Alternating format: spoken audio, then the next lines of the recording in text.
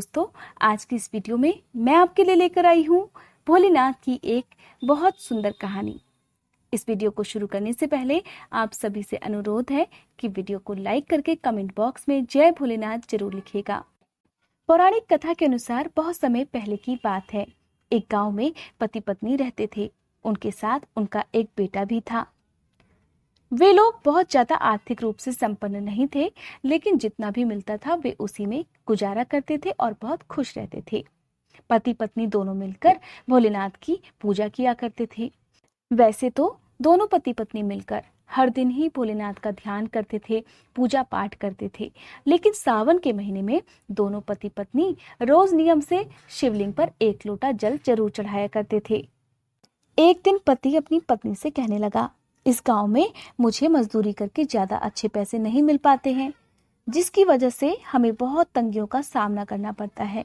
मैं एक काम करता हूँ, एक नगर है जहाँ पर मैंने सुना है कि बहुत अच्छी मजदूरी मिलती है। इस तरह से मैं उस नगर को चला जाता हूँ और ढेर सारे रुपए कमाकर जल्दी वापस आ जाऊंगा। पति की बात सुनकर पत्नी ने अपनी सहमति दे दी और फिर एक दिन अपने साथ कुछ जरूरी सामान लेकर वो आदमी नगर में मजदूरी करने के लिए चला गया। अब घर में केवल उसकी पत्नी और उसका एक बेटा रह गया। पत्नी अब भी रोज मंदिर जाकर शिवलिंग पर एक लोटा जल जरूर चढ़ाया करती थी। कभी कभी समय ना मिलने की वजह से वो घर में ही पूजा पाठ कर लिया करती थी। उसे पूजा करता हुआ उसका छोटा बेटा देखा करता था और धीरे धीरे वो भी भगवान भोलेनाथ की भक्ति करने लगा। एक दिन वो औरत बीमार पड़ गई और इतनी बीमार पड़ गई कि वो ना तो मंदिर जा पाई और ना ही घर का कुछ काम कर पा रही थी। तो उसका बेटा अपनी माँ की हालत देखकर बहुत परेशान हो गया। तो वो सीधे उसी मंदिर में चला गया जिस मंदिर में रोज उसकी माँ पूजा करने के लिए जाया करती थी। वहां जाकर वो भगवान भोलेनाथ के सामने हाथ जोड़कर खड़ा हो गया।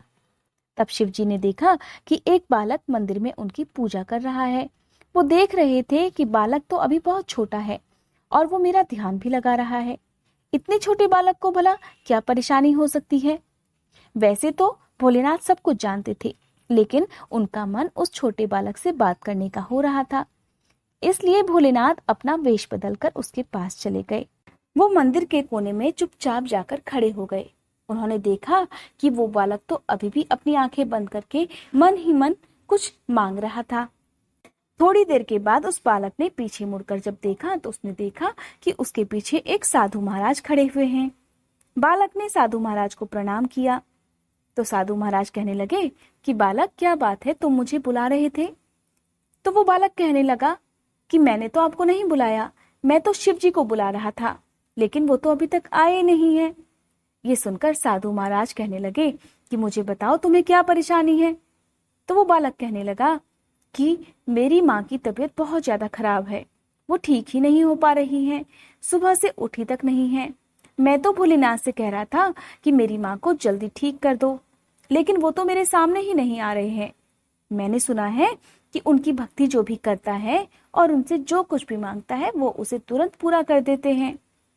उस बालक की बातें सुनकर भोलेनाथ जो थे वो बहुत प्रसन्न हो गए, क्योंकि भोलेनाथ खुद जानते थे कि जो भी सच्चे मन से उनसे कुछ भी मांगता है वे उसे जरूर देते हैं।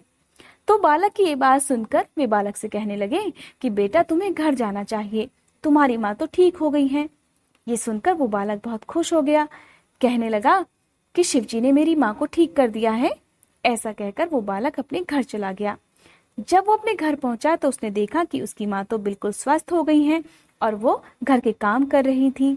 ये देखकर बालक बहुत खुश हो गया और जाकर अपनी माँ से कहने लगा कि माँ, मैं तो रोज तुम्हारे साथ मंदिर में जाकर पूजा करता था, लेकिन आज जब तुम्हारी तबीयत खराब हुई तो मैंने जाकर शिव जी से प्रार्थना कर दी और देखो उन्होंने तुम्हें कितनी जल्दी स्वस्थ कर दिया। बेटे की बात सुनकर उसकी माँ कहने लगी कि भगवान सभी की बातें बहुत जल्दी सुन लेते हैं और जब बच्चे उन्हें सच्चे मन से पुकारते हैं तो उनकी वो बहुत जल्दी सुनते हैं, सबकी मनोकामनाएं पूरी कर देते हैं।